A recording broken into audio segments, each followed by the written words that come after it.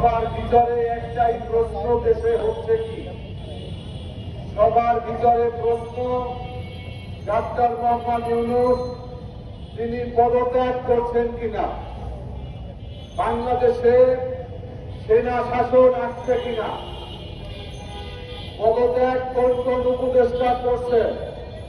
এই প্রশ্নগুলো আমাদের সোশ্যাল মিডিয়া, সাধারণ মানুষ এবং বিভিন্ন প্রশাসনের ভিতরে ঘুরপাক খাচ্ছে।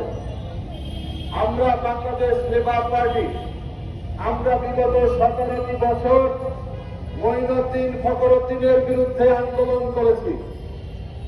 ফখরুদ্দিনকে আন্দোলন করে সরানোর পরে ফখরুদ্দিনের আন্দোলনের ফসল খুনি হাসিনা দায়িত্ব গ্রহণ করেছে।